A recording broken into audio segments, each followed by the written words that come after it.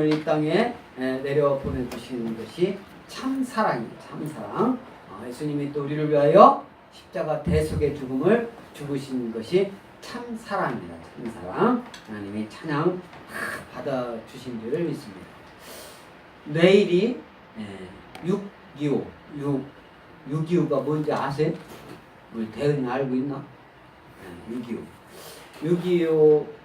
68주년 되는 날이죠. 6.25가. 6.25면 우리나라가 1945년도에 일본으로부터 해방되었죠. 일본이 우리나라를 강제 점령을 했어요. 강제 점령. 그래서 뭐라고 얘기한다고요? 강점기라고 해서 일본이 강제로 우리나라를 점령했다. 우리나라를 뺏어서 우리나라의 주권을 상실한 게 이제 상실했는데 1910년도에 그렇게 됐는데 1945년도 8월 15일 날 이제 해방이 됐습니다. 광복이 되죠. 우리나라는 그날을 이제 광복절로 지키는데 그 광복이 되고 나서 5년 후에 이게 정확하게는 이제 4년 한 9개월 정도 된 후에 10개월 정도 된 뒤에 북한이 이제 우리나라를 침범을 했죠. 남한 북한. 그래서 1947년경까지만 해도 남북이 하나로 되어서 그렇게 했는데 이제 북한 김일성이가 남한에도 공산당이 있었습니다. 소련의 교육을 받고 사주를 받아서 이념인 공산주의를 만들기 위해서 어떻게 했어요? 남북이 하나 되는 것을 반대하고 소련 외국 외세에 의존하는 신탁 통치를 찬성을 하게 됩니다. 그래서 신탁 통치를 찬성하는 그 무리들이 이제 오늘날 북한에 있고 남한에서도 찬성하는 그 무리들이 뭐냐면 박헌영을 중심으로 한 그런 이제 공산주의자들이 있었습니다. 그러나 이 남한에서는 신탁 통치를 반대하는 더 세력이 이승만을 비롯한 김구나 또 이제 많은 신익희 이런 사람들이 있어가지고 이제 신탁 통치를 반대해서 남한만의 합법 정부를 1948년도에 이제 8월 15일 날 그렇게 해서 전 세계에 공포하게 됩니다. 그 사이에 김구라는 사람은 이제 북한도 말 들어라. 신탁 통치는 안 된다. 남북한이 하나 돼야 된다. 그래서 김일성하고 협상을 하러 갔습니다마는 실패로 끝나고 이제 들어왔어요. 그래서 결국은 남북이 갈라지게 되고 북한은 남한 정부가 먼저 1948년도에 설립하고 그걸 한 1년 후에 이제 북한도 김일성이가 이제 김일성이만이 전 세계에서 인정받지 못하는 그런 이제 나라가 된 거예요. 그렇게 하고 그 한 3년 정도 북한이 러시아하고 같이 그때는 중국은 큰 힘이 없었어요. 그래서 전쟁 준비를 하고 1950년 6월 25일 날 이제 탱크를 앞세우고 남한을 정복하기 위해서 이렇게 온 6.25 발발 이런 날이 이제 민족 상잔 민족들끼리 전쟁이 일어난 그 날이 1950년 6월 25일입니다. 그래서 68주년 기념이 되는 그런 날이에요. 근데 이런 사실들을 우리 젊은이들이 다 알고 있어야 돼요. 그런데 한때는 우리 남한에서도 대학 교수가 남한에서 북한을 침공을 했다. 북침을 했다. 이렇게 주장하는 그런 교수들이 또 그렇게 한때는 이렇게 그 세력이 컸을 때도 있습니다. 1980년대 제가 대학교 다닐 때 해가지고 그런 또 교수들은 그 반대되는 그런 이제 지금의 자유민주주의 진영 있는 사람들에 의해서 한때는 그 처벌도 받고 그랬죠. 처벌도 받고. 그런데 이제 북한은 그래서 공산주의를 택하는 인민민주주의라고 하는 거고 남한은 자본주의를 택하는 자유민주주의를 이렇게 표방을 해서 세운 나라입니다. 그래서 1950년 6월 25일 6.25에 대한 그런 사실을 좀 기억해야 됩니다. 그리고 이제 요즘 시사적인 내용으로 이제 트럼프가 김정은이하고 어떻게 합니까? 이제 회담을 했잖아요. 회담을 해서 두 개 억류돼 있던 미국인들이 다 석방되고 또 어떻게 됩니까? 그 이후에 6.25 때 미군이 가장 많이 죽었어요. 미군이 한국 유엔군으로 참전한 그 죽은 사람들 중에서 한 4만 명 이상 아마 죽은 걸로 알고 있는데 가장 많이 죽었는데 북한에 있는 6.25 때 전사한 그 유골들을 수백 몇 군지는 정확하게는 모릅니다만은 그 수백 구를 이제 미국으로 다시 가게 하기 위해서 그 관을 이제 철로 된 그 관을 우리나라 이제 휴전선을 통해서 북으로 전달하기 위해서 가장 북한에 가까운 오산 기지까지 이제 그 관을 전달하고 북한으로 넘어가서 그 유골을 그렇게 한다고는 그 뉴스를 본 적이 있습니다. 그런데 안타까운 것은 우리나라 사람들도 이제 북한 싸우다가 죽은 유해가 엄청나게 많이 있을 텐데 그런 유해는 고사하고 살아있는 사람들도 이제 지금 서로 상봉을 못하고 있는데 다행히 한 100여 명이 8.15 광복절 기움해가지고 남북 이상 상봉을 하는 그런 행사를 또 한다라고 그렇게 합니다.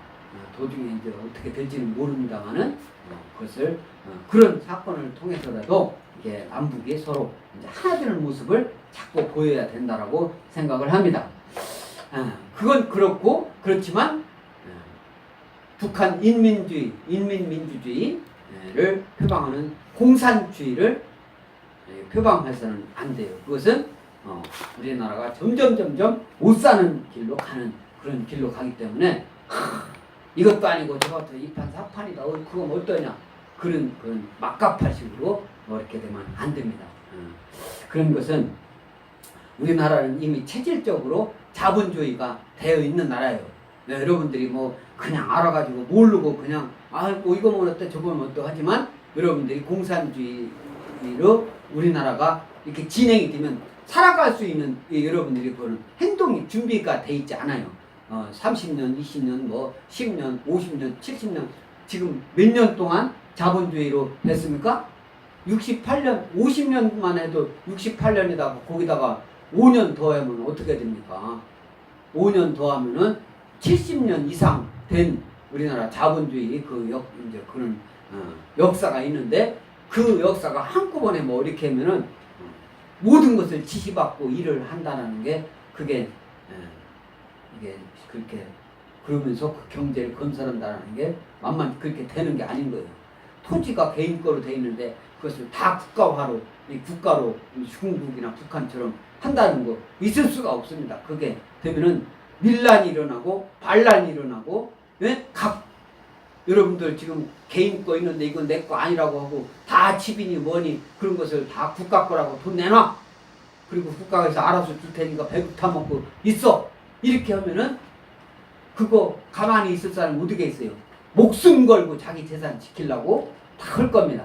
근데 이제 그것을 주장하는 정치인들도 중국식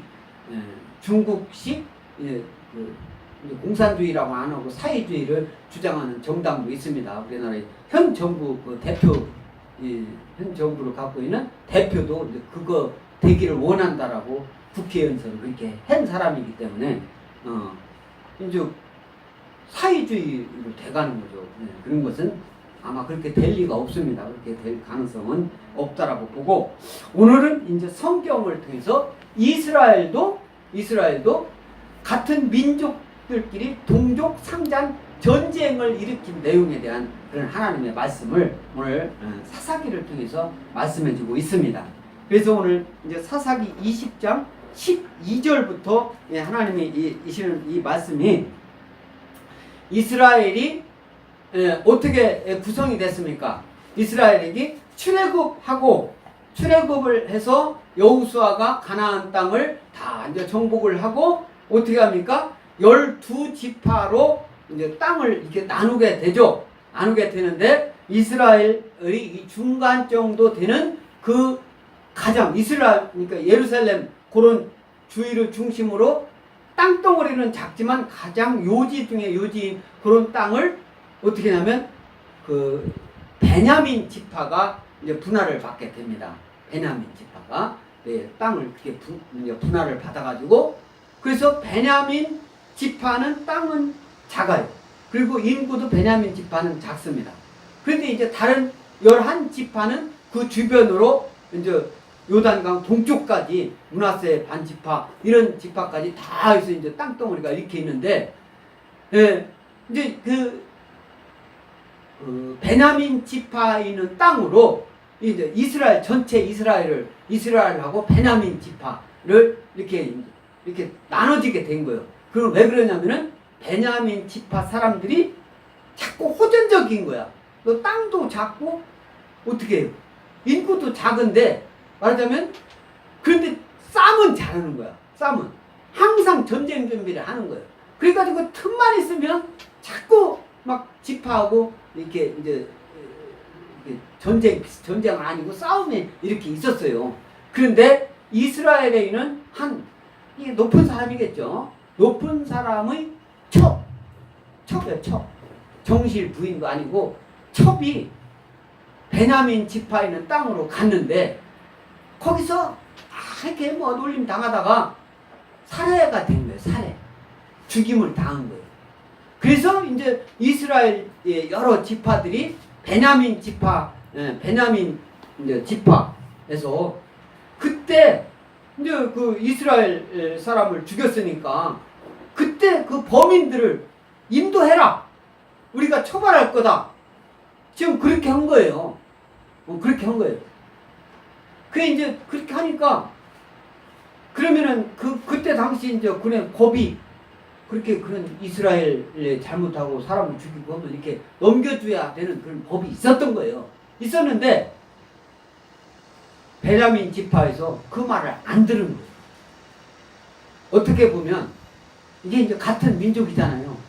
우리나라 옛날 그 금강산 그렇게 간다고 했잖아. 근데 무슨 박향장가 어떤 아줌마가 북한 군인한테 이렇게 쏴서 죽었잖아. 그러니까 그러면 남한에서 그때 뭐 그 사람 처벌해야 된다 조금 주장하다가 말았잖아요. 그러니까 안 하니까 이제 여기서 가만히 있냐? 이제 이스라엘이 그런 격이에요. 근데 남한에서 한참 주장하다가 이제 또 이제 세가 변하니까 그냥 이제 위아위아로 걔네들은 사과도 않고 그런 거예요. 이제 그러니까 그게 뭐냐면 지금 베냐민 지파도 사과를 하지 않고 이 낌새가 이상하니까 전쟁 준비를 한 거예요. 베냐민 지파가 전쟁 준비.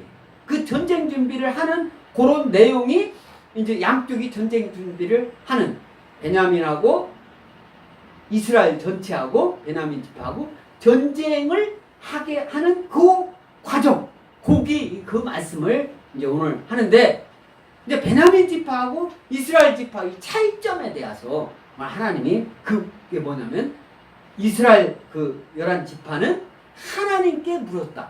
전쟁을 시작할 때 하나님께 물어서 하나님 말씀대로 행했다라는 그 말씀을 오늘 하나님이 이제 전체적인 말씀으로 말씀하고 있습니다. 그래서 오늘 이제 이 12절 이 말씀을 보면은 이스라엘 지파들이 베냐민 온 지파에 사람들을 보내어 두루 다니며 이르기를 너희 중에서 생긴 이 악행이 어찌 됨이냐. 이 악행이라는 게 뭡니까?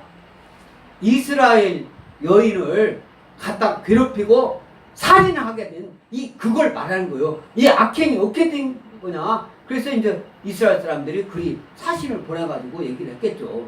그때는 이제 나라는 아니니까 어떤 통신 역할을 하는 그런 사람이죠. 지금으로 말하면은 특사를 보낸 거예요. 특사. 우리나라를 이렇게 그때 12지파를 이렇게 나누면. 그래서 이 말씀과 관련해서 우리 이제 신명기 13장 14절 우리 다 같이 한번 읽어보겠습니다. 시작. 너는 자세히 묻고 살펴보아서 이런 가증한 일이 너희 가운데 있다는 것이 확실한 사실로 드러나면 이게 이제 가증한 일, 하나님을 아주 불쾌하게 하는 것을 말하는 거예요. 하나님 뜻에 어긋나는 걸 말하는 거예요. 불결하고 불순한 거룩이 결연된 이런 것을, 그런 일이 발생했을 때는 그냥 위야무야로 넘어가라는 게 아니고 이것을 확실하게 조사를 해라 이 소리예요. 어떤 일이 벌어졌을 때 잘못될까, 하나님께 잘못하고 이런 것은 그냥 위야무야로 넘어가는 것이 은혜가 아닌 거예요. 잘못한 건 잘못한 것을 사사 시시비비를 분명히 가려서 어느 것이 옳고 어느 것이 그렇다라는 것을 온 만천하가 알게 해야 되는 것이 하나님 뜻인 겁니다. 그래서 이제 악행이 어찌 됨이냐 이렇게 이제 물은 거예요. 이게 물으니까 우리 이제 사사기 20장 13절에 그런즉 이제 기브아 사람들 곧 그 불량배들을 우리에게 넘겨주어서 우리가 그들을 죽여 이스라엘 중에서 악을 제거하여 버리게 하라 하나 베냐민 자손이 그들의 형제 이스라엘 자손의 말을 듣지 아니하였다 이렇게 말씀하고 있어요. 여기서 그런즉 이제 기브아 사람들 곧 그 불량배들을 우리에게 넘겨줘. 이건 누가 하는 소리예요? 이스라엘 사람들이 하는 거죠. 이스라엘 11지파 사람들이 하는 소리예요. 그 누구한테? 베냐민 지파 사람들한테 하는 소리예요. 베냐민 지파 사람들에. 그래서 기브아 사람들, 그러니까 기브아 사람들이 불량배들이라 이거예요. 기브아. 이 기브아라는 뜻은요, 이게 구룡이라는 뜻이에요. 구룡. 베냐민 지파의 북쪽 경계를 이루는 성읍을 말하는데 예루살렘 북쪽 약 6km. 6km니까 얼마나 돼요? 여기서부터 저희 집까지도 7.5km예요. 7.5km. 우리 아파트, 우리 교회에서 아파트까지가 7.5km예요. 그러니까 아니 한 4km 정도 되는구나. 3.5km구나. 왔다 가는 게 7km 정도 되니까 1.5, 한 4km 정도 되는데 6km니까 얼마나 돼요? 여기서 유성 가는 쪽뿐이 유성 정도뿐이 안 되죠. 이게 가까운 거리죠. 그래서 이제 예루살렘 그 북쪽이 다 기브아 사람들 그 있는 지파가 누구예요? 베냐민 지파 사람들한테 하는 소리예요. 그래서 기브아 사람들 곧 그 불량배들을, 불량배는 누구예요? 그의 불량배. 그전에는 이제 비류라고 했어요. 비류. 이게 불량배를 비류라고 하는 거예요. 악행하는 사람들, 살인자들을 말하는 거예요. 여기서는. 응? 불량배들을 우리에게 넘겨주어서 우리가 그들을 죽여 이스라엘 중에서 악을 제거하여 버리게 하라. 살인자는 죽이는 것이 그때 당시 법이었습니다. 응? 살인한 사람은 죽이는 거야. 응? 아무 이유도 없이 그냥 살인하는데 그냥 안 됩니다. 요즘 사형 제도에 대해서 다시 사형을 집행해야 된다. 아주 흉악한 일들이 많이 벌어지잖아요. 막 살인해서 죽는 사람들이 많고, 갑자기 고등학교 학생이 집에 가다가니 없어지고, 같이 그 만났던 친구 아버지는 죽어서 갑자기 죽은 것도 아직 그 원인도 아직도 못 밝혀내고, 그냥 내가 볼 때는 제대로 수사를 안 하는 거예요. 그 아버지가 죽었는데 그것을 지금 막 그냥 청년들 그 정경들만 수천 명씩 가가지고 현장 그냥 쭉 다니면 그게 됩니까? 원인을 밝혀가지고 그걸 탁 잡아야 범인을 잡는데, 제가 볼 때는 그게 단순한 그런 게 아니라 조직적인 일로 벌어진 거로 나는 그것이 생각이 돼요. 어떤 한 사람이 뭐 원한 관계 그런 게 아니라 조직적인 거. 조직 폭력배들이 가담이 됐다. 여기서 불량배라고 했잖아요. 폭력배. 폭력배라고 해도 상관이 없어요. 그래서 그 폭력배들을 잡아가지고 우리한테, 이스라엘한테 넘겨주어서 우리가 그들을 죽여 이스라엘 중에서 악을 제거하게 버리게 하라. 이스라엘 중에서. 이스라엘이 이제 전체 이스라엘을 말하는 거죠. 악을 제거하게 하라. 그래서 이 제한다, 제거한다, 바로 소멸시킨다는 소리예요. 이 그런 악한 이런 사람들은 소멸시켜야 돼요. 없애버려야 돼요. 그 전에 전두환 대통령 때 대통령이 전두환이 군인 냈다 갑자기 딱 했잖아. 정화운동이라고 해가지고 정화.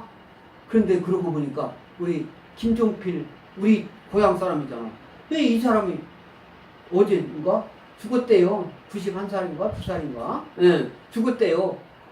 근데 이제 그 김종필이 그때 자기가 대통령 직선 아니고 장충 체육관인가 어디서 할 때 자기가 나서면 될 뻔했는데 자기는 민선 대통령 되겠다라고 안 나오고서나 여태까지 대통령도 못하고 죽었잖아요.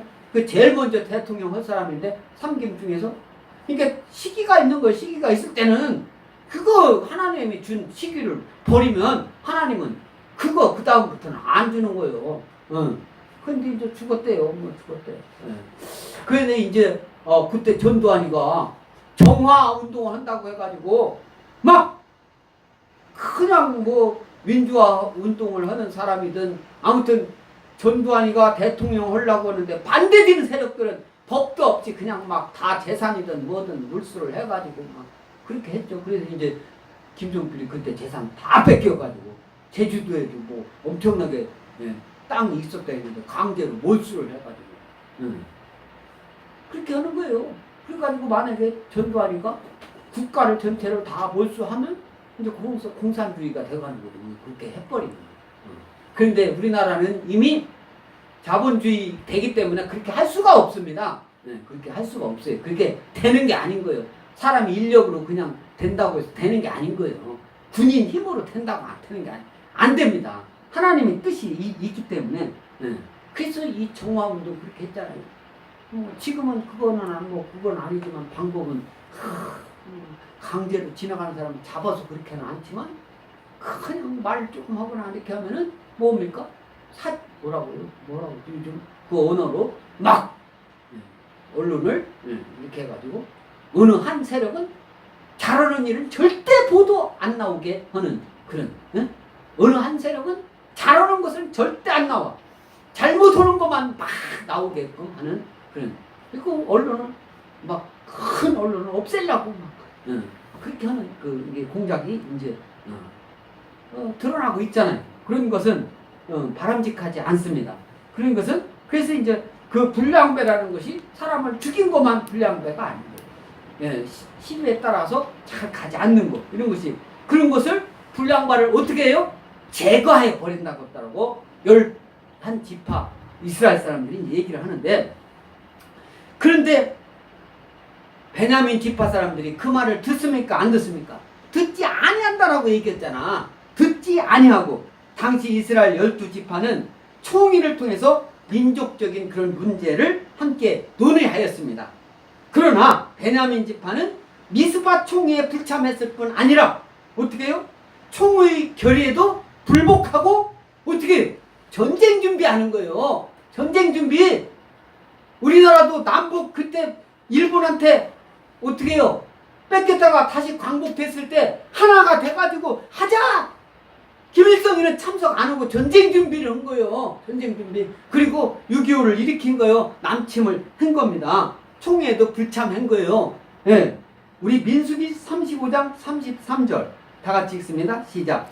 너희는 너희가 거주하는 땅을 더럽히지 말라. 피는 땅을 더럽히나니 피 흘림을 받은 땅은 그 피를 흘리게 한 자의 피가 아니면 속함을 받을 수 없느니라. 이렇게 말씀하고 있어요.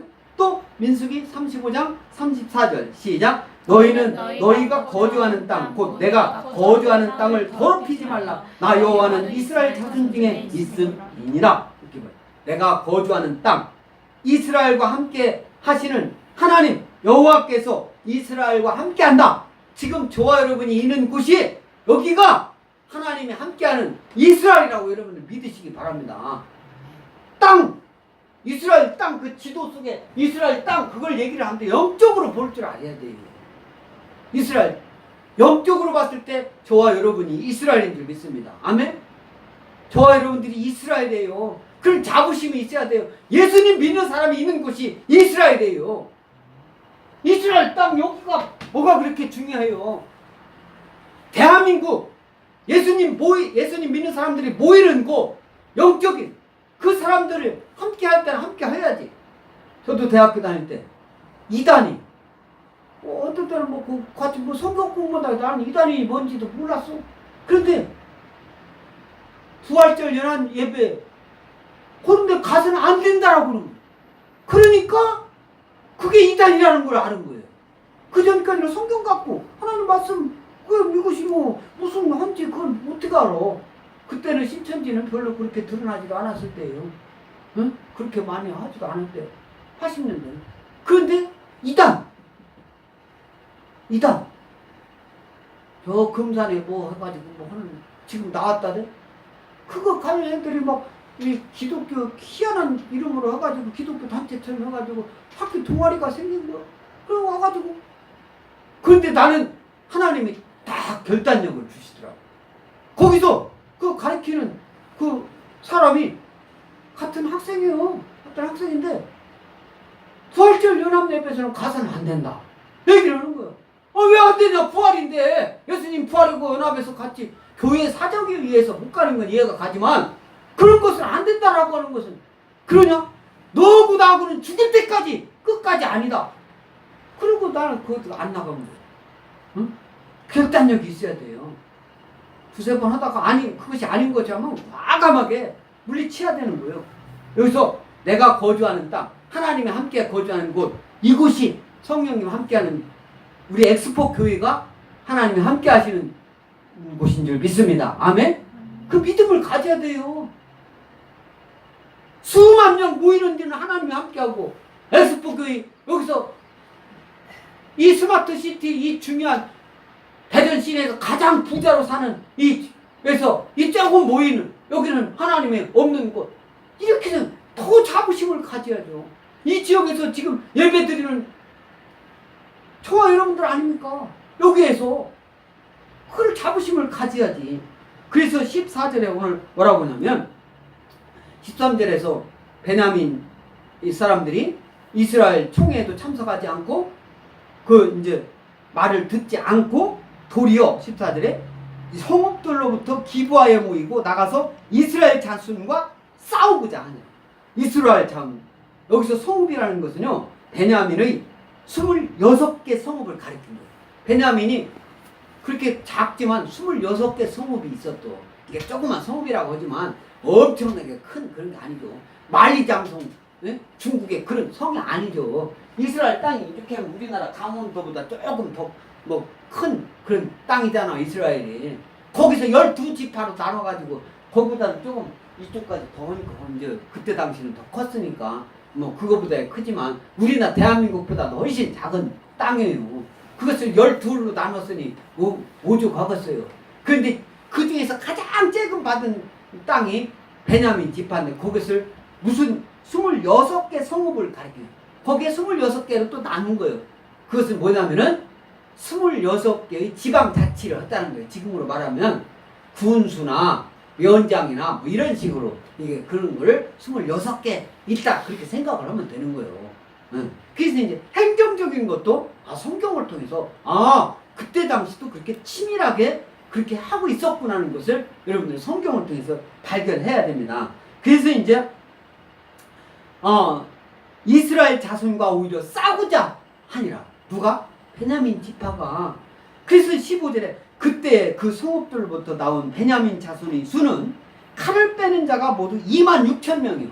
칼을 빼는 자, 칼을 빼는 자라고 하니까 쉽게 얘기하면은 칼을 들고 칼을 빼놓으니까 북을 요리하기 위해서 빼는 그런 칼로 생각하고 또 아니면은 또 면도칼, 연필감 칼 빼는 자 그거 생각하면 안 돼요. 여기서 칼이라고 하면은 어떻게 해요? 군인들이 딱 치는 그런 칼을 생각하는 거예요. 칼과 창 그런 것을 생각해요. 지금으로 뭐라면 뭐겠어요? 총이라고 생각하면 돼요. 총. 응? 그 총을 든 자가 몇 명이요? 26,000명. 이제 군인을 말하는 거예요. 그 위에 기브아 주민 중 택한 자가 700명이 돼. 그러니까 26,000명의 기브아 사람들을 특별하게 얘기했다는 것은 이 사람들이 엄청나게 기브아에서 모이고 그다음 기브아 사람들이 더 용맹했던 것 같아요. 700명. 예? 예, 700명. 그런데 이제 그 26,700명이 이제 말하자면 모인 거죠. 이 26,700명은 어느 지파 사람이에요? 베냐민 지파 사람들이 왜 모였어요? 전쟁을 하고 모인 거예요.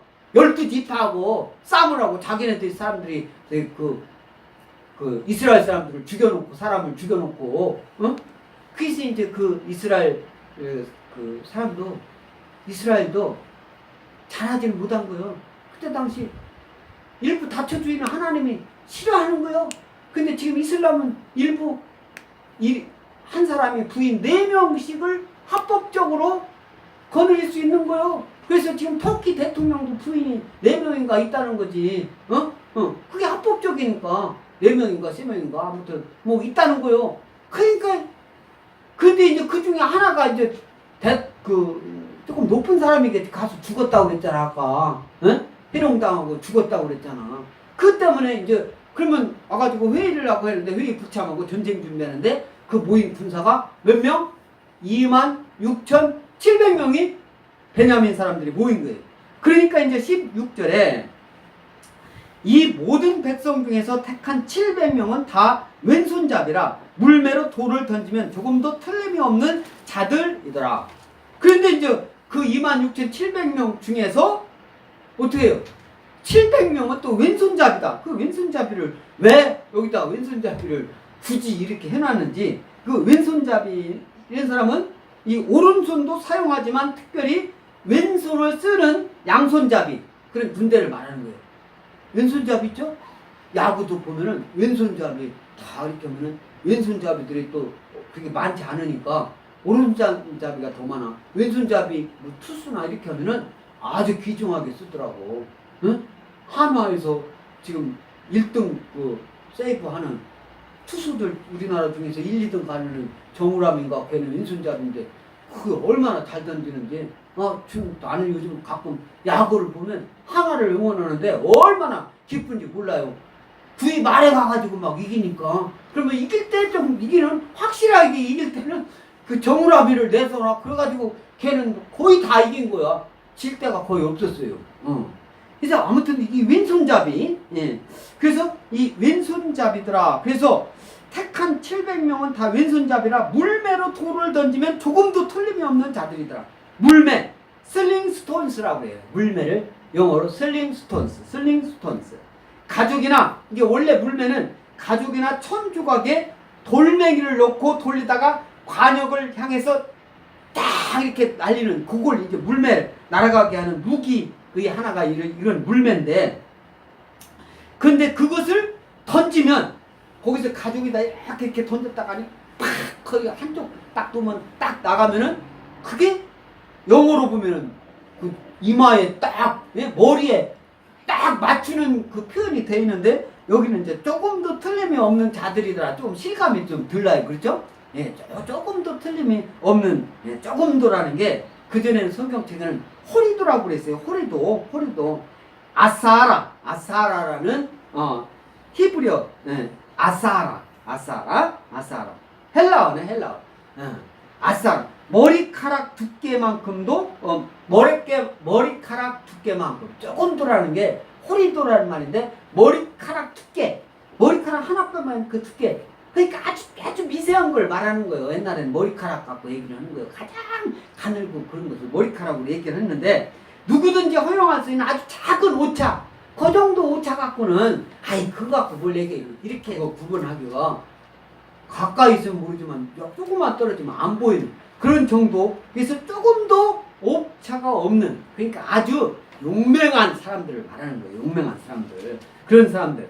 그래서 역대상 12장 2절, 역대상 12장 2절 다 같이 읽습니다. 시작. 그들은 팔을 가지며 좌우 손을 돌려 물매도 던지며 화살 쏘는 자요 베냐민 지파 사울의 동족인데 그 이름은 이라니라. 이렇게 해서 이제 말씀하고 있는데, 좌우 손을 놀린다는 표현이 있죠. 좌우 손을 놀린다. 이것은 사사기 20장 16절에 또 나오는 그런 말씀인데, 이 역대상 12장 2절 이 말씀이 무슨 말씀이냐면, 베냐민 지파에서 다윗을 도운 용사들이 많이 나타났어요. 나중에 베냐민 지파 사람들이 용감하고 막 그랬다고 했잖아. 호전적이다 그래, 싸움 잘하고. 그러니까 이 다윗이 사울로부터 나중에 이제 이렇게 사울이 다윗을 죽이려고 잡으러 다닐 때 그것을 호위하고 도와준 사람이 어떤 사람이냐면 다윗 지파 사람들이에요. 다윗 지파. 응? 다윗 지파. 그래서 지금 이 사사기 역사는요, 사울이 등장하기 이전서부터 5대 그 전까지 하면 여호수아가 땅을 나눠주고 그 한 약 400년 그 사이 그 기간을 말하는 거예요. 거기 그 기간을 이제 사사들이 왕이 없이 존재하는, 여기 사사기잖아요. 사사기. 이런 나라의 지도자들이 이렇게 12지파들이 나누어 가지고 그렇게 할 때 이제 12지파가 다 무너지고 하나의 왕으로 성립된 게가 뭐예요? 사울 왕이 이제 하나님이 이제 우리도 왕을 세우자 이렇게 해서 이제 한 게 그 전에 있었던 그런 이 말씀인데, 역대상은 이제 그 왕을 세웠던 그런 때 얘기니까, 여기서 그들이 활을 가지고 그래서 다윗이 사울로 인해서 이제 막 사로잡힐 때 이 시글랏에 숨어 있을 때 이 시글랏, 그래서 시므온 지파에게로 준 땅이 시글랏입니다. 시글랏. 그래서 사울 왕 때 블레셋에 점령당했어요. 그 땅이. 예? 시므온 지파에게 준 땅이 누구한테 점령을 당했어요? 그래서 블레셋에게 점령을 당한 거야. 12지파 땅을 빼앗기고 그렇게 한 거죠. 그래서 이제 나중에 어떻게 합니까? 사울 왕이 이제 끝나고 다윗 왕이 딱 됐을 때 어떻게 크게 그 땅을 다 찾고 뭐 이런 것을 이제 볼 수가 있죠. 그래서 베냐민 지파 사울의 동족인데, 사울의 동족. 그러니까 베냐민 지파 중에서 이제 사울이 나온 거예요.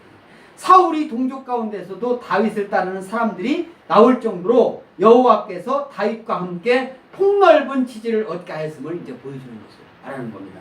그래서 호전적이에요.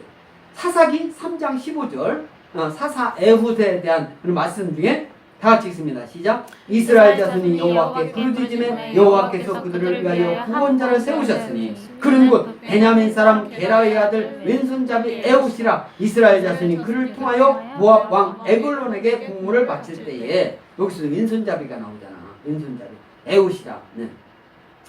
여기서는 이테르라고 하는 왼손잡이인데, 여기서는 양손을 이렇게 다 한다라는 그런 의미가 아니라 왼손이 더 강한 그런 것을 말하는 게 이테르라고 할 때는 닫혀진, 폐쇄된 거예요. 그러니까 이테르라는 그런 단어하고 또 아까 얘기한 아사하라라는 그런 단어, 왼손잡이, 우리 한글로는 똑같이 왼손잡이지만 우리 이제 원어로 보면 서로 다른 것이다, 이런 것을 이제 알 수가 있습니다. 그래서 이스라엘 자손이 그를 통하여 모압 왕 에글론에게 공물을 바칠 때, 공물을 바쳐서 이스라엘 자손이 어떻게 해요? 누구한테? 모압 왕이에요. 모압은 우상을 숨기는 사람이잖아. 그런데 이제 그때 왼손잡이도 에훗이라는 사람도 용감했던 것 같아. 용감했는데 이 에훗은 공물을 딱 모압 왕한테 공물을 딱 바치러 갔는데, 공물을 딱 주다가 공물을 준다고 하다가 에훗 왕을 찔러가지고 모압 왕을 죽여버린 거야. 에훗이. 그러니까 에훗은 사사로 여기서 아주 사사 에훗에 대한 기록이 하나 있는 거예요. 그래서 그 사사의 주인공들은 다 그때 아주 이스라엘을 이끈 장수들을 말하는 거예요. 이해됐습니까? 여기서 이제 사사기 3장 15절은 그 말씀을 위해서 에훗이 모압 왕을 공물을, 그 전에는 이제 에훗이 하기 전에는 공물을 모압한테 왕한테 갖춰야 됐어. 공물을. 우리나라 정벌할 때 막 우리나라 공물로 막 일본한테 잡혀 갔잖아. 다 보냈잖아. 농사진 거 다. 그래가지고 종이딱지 죽은 사람이 사갔다는 식으로 하는 거예요. 아주 나쁜 놈들이지. 그거 인플레 되면은 그런 거예요. 나라도 지금 잘해야 되는 거야. 돈 막 한 번에서 막 그냥 찍어내가지고, 그러면 그냥 유통에 넣어서 돈을 많이 돌아가는 게 돌아간 것 같지만 나중에는 망하는 거예요. 이런 거 정부에서 잘해야 되는 거예요. 정리, 금리 정책 이런 것을 잘해야 되는 거예요. 그래서 오늘 어떻든 하나님이 이제 이스라엘 지파에 대항해서 싸움하기 위해서 베냐민 지파가 어떻게 해요? 26,700명이 모여가지고 전쟁 준비를 하고 있는 거예요. 그런데 이제 17절에 어떻게 하냐면은 베냐민 자손 이위에, 그러니까 이제 11지파죠. 베냐민 자손 이위에 이스라엘 사람으로 칼을 빼는 자의 수는 40만 명이 다 전사람. 그러니까 전쟁 준비를 하니까 이스라엘도 전쟁을 해야 될 거예요. 그거 누가 찌르면 가만히 있었어요? 26,000명인데 11지파가 모였으니까 거기에 그 베냐민 지파 사람들이 가장 적었다고 했잖아. 11지파가 군인들 각자 차출해서 모여. 그러니까 40만 명이 모인 거야. 40만 명이 군인들이. 11지파에도 땅덩어리도 크고 인구도 많으니까 40만 명이 얼마 안 모인 거예요. 베냐민 지파에 모인 거에 비하면은. 그래서 이제 40만 명이더라. 40만 명이 왜 모였어요? 전쟁을 하고 모인 거지. 베냐민 전쟁이 걸어오니까 40만 명이 모였어요. 40만 명. 그래서 여기서 이제 40만 명이 모인 거예요. 그래서 모였는데 11지파는 베냐민 지파 사람하고 다른 점이 오늘 18절에 나오는 거예요. 18절. 우리 18절 다같이 읽겠습니다. 시작. 이스라엘 자손이 일어나 베델에 올라가서 하나님께 여쭈어 이르되 우리 중에 누가 먼저 올라가서 베냐민 자손과 싸우리까 하니 여호와께서 말씀하시니 유다가 먼저 나갈지니라. 유다가라는 게 유다 지파에서 모인 병사가 먼저 나가라, 이런 내용이 이제 딱 하나님이 딱 알려주시는 거예요. 그러니까 무슨 일이 있을 때는 어떻게 해요? 하나님께 기도하고 어떻게 해야 되는가? 그러면 하나님이 느낌을 줘요. 그러면 그 하나님이 나한테 주셨구나, 그 믿음 갖고 가면은 전쟁에서 질 수가 없어요. 그런데 이스라엘 지파, 이제 지파도 보면은 거기에 첩이라고 있잖아. 첩을 두고, 그렇게 고관들이 첩을 두고 그렇게 이제 거기 베냐민 지파로 놀러 간 거예요. 그러니까 거기서 죽음을 당 그런 것을 봤을 때는 이스라엘도 하나님 말씀을 그전에는 제대로 하지 않았다, 그런 것을 알 수가 있어요. 근데 이 전쟁이라는 워낙 큰 이런 것이 있을 때, 결정적일 때는 하나님을 찾고 하나님께 나아가는 거예요. 어떠한 어려움이 있을 때 하나님을 찾는 게 먼저인 거예요. 그래서 여기서 베델에 올라갔다. 이 베델은 이때 언약궤와 대제사장 비느하스는 베델에 같이 있었습니다. 그래서 이곳은 미스바에서 북동쪽으로 약 8km 정도 떨어진 그런 곳인데, 그곳에 올라갔다. 그것은 베냐민 지파와 먼저 싸울 지파에 대한 하나님의 뜻을 알기 위해서. 하나님의 뜻은 무엇인가? 하나님 집 베델. 베델이라는 게 하나님의 집이잖아요. 그래서 하나님 집에 올라가서 어떻게 해요? 하나님께 물어봤다. 그 소리는 뭐예요? 지금으로 말하면 기도를 했다는 소리지. 우리가 전쟁을 할 겁니다. 지금 베냐민 지파가 서로 전쟁을 걸어왔습니다. 어떻게, 누가 먼저 싸울까요? 우리 민수기 27장 21절 다 같이 읽겠습니다. 시작. 그는 제사장 엘르아살 앞에 설 것이요 엘르아살은 그를 위하여 우림의 판결로서 여호와 앞에 물을 것이며 그와 온 이스라엘 자손 곧 온 회중은 엘르아살의 말을 따라 나아가며 들어올 것이니라. 여기서 민수기 27장도 이제 모세의 후계자 여호수아가 이제 하는 그런 말씀이에요. 여기서 제사장 엘르아살 앞에 설 것이다. 엘르아살 제사장 앞에 설 것이다. 하나님 잘 믿는 사람한테 설 것이다. 엘르아살은 그를 위하여 어떻게 해요? 우림의 판결을 할 것이다. 우림을 판결하라고 하나님 말씀하는 거예요. 그러면 이제 우림의 판결이 뭐냐? 이것은 우림과 둠밈이라는 판결법이 그때 당시 있었습니다. 그런데 이는 대제사장 흉패 안에 있는 우림과 둠밈. 대제사장이 흉패를 갖고 있는데 우림과 둠밈이라는 그런 흉패를 갖고 있었어요. 그것을 통해서 하나님 뜻을 구하는 방법을 말하는 거예요. 그래서 이것은 일종의 제비뽑기예요. 우림을 택할 것이냐 둠밈을 택할 것이냐 이렇게 놓고 속으로 이렇게 일종의 제비뽑기예요. 제비뽑기. 그런 그것을 이제 그것이 딱 판결되면 이것이 하나님 뜻이구나 믿고 가는 거예요. 그게 우림의 판결. 우림의 판결을 따르라고 민수기 27장 21절에도 하나님이 말씀하고 있습니다. 그래서 이제 이 나중에 어디가 이겼겠어요? 이스라엘이 이기지. 당연히 하나님께 기도를 하고. 근데 처음부터 여기서 이제 처음에 딱 나가면은 유다 지파부터 딱 나가라고 그랬잖아. 유다가 어떤 유다가? 유다가 그 행적을 보면은 별로 안 좋잖아. 여기서 26,000명 그리고 26,700명이고 이스라엘 자손은 40만 명이 모여졌는데 3차 전투에 의해서 이제 끝나는데 1차 전투 때 22,000명이 이스라엘 군이 패합니다. 1차 전투 때 22,000명. 2차 전투 때 18,000명이 또 죽어. 어느 지파? 11지파 이스라엘 지파가 18,000명이 또 죽어요. 그건 뭐냐? 이스라엘 사람들이 하나님 말씀을 제대로 그 다음에 잘못했다는 것을 전쟁을 통해서 그렇게 하는 거예요. 그리고 3차 전투 때 이제 베냐민 지파가 25,000명, 약 1,000명 정도 남겨놓고 다 죽는. 베냐민 지파 싹쓸이를 당합니다. 완전히 전멸을 당합니다. 자, 가뜩이나 작은 데다 대고 더 다 죽게 됩니다. 베냐민 지파. 예, 그래서 오늘 하나님이 저와 여러분에게 오늘 주신 이 말씀은 아주 극도로 타락한 이스라엘에게는 이제 그들을 묶어온 공동체의 개념이 이제 하나씩 무너지고 있는 것을 볼 수가 있습니다. 하나님 말씀을 이렇게 이 전쟁은 동족 상잔의 비극으로 치달았고 많은 백성이 죽는 그런 이제 결과를 낳았습니다.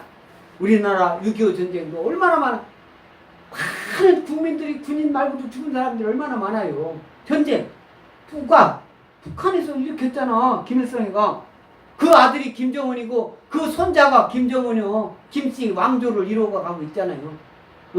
그런 것을 잊어버리면 안 되는 거예요.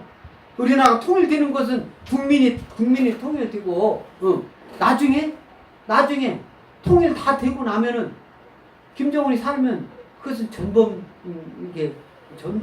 김정은은 손자니까 전범은 아닌지 모르지만 이제 사람을 죽였잖아. 자기 동생도 죽이고, 고모부도 죽이고, 또 그 고모부를 따르는 사람을 수많은 사람이 죽었기 때문에 재판을 받게 되는 거예요. 그래서 통일이 되면은. 이제 그런 것을 이제 않으니까 안 되게 또 그냥 이렇게 할지도 몰라요. 그러니까 이 전쟁은 동족 상잔의 비극으로 치달았고 많은 백성이 죽었습니다. 결국 베냐민 지파는 1000명 이내의 사람만 살게 되었고 영적 도덕적으로 타락한 이스라엘은 이처럼 엄청난 대가 나중에 22,000명, 18,000명 그러니까 4만 명이 죽은 거예요. 4만 명. 10분의 1이 40만 명 모이는데 4만 명이 죽게 되는 거죠. 여기서 처음 2번에 걸친 싸움에서 영적 교만에 대한 이스라엘이 연거푸 패하게 되는 그런 결국. 그러니까 예수님 믿는 저와 여러분들은 어떻게 해야 되겠어요? 끝까지. 그리고 결국은 승리하게 하잖아. 승리하게 하는 원인은 뭐라고 있어요? 하나님께 기도하고 하나님께 여쭤보고 하나님 말씀을 그래도 실천했다. 그러니까 결국은 승리하게 하게. 그러니까 전쟁은 하나님 편에 있는 그 편이 무조건 이겨놓고 보는 거예요. 이기는 과정은 어떻게 될지는 그건 우리들이 어떻게 했는가 그 과정에 있지만 이겨놓고 가는 거예요. 그러니까 도중에 예수 믿는 사람들이 전쟁을 하다가 아이고 하나님 말씀이니까 1차, 2차니까 하나님 믿었는데 하나님 기도했는데 1차전한테 졌다. 그리고 하나님 모르겠으면 이기겠습니까? 계속 하나님 믿는 믿음으로 기도하고 나오고 기도하는 결국은 승리한다. 그러니까 예수님 믿는 사람은 오직 승리만이 있을 뿐입니다. 아멘? 하나님 함께하셔서 하나님이 저와 여러분에게 승리하게 인도하실지 믿습니다.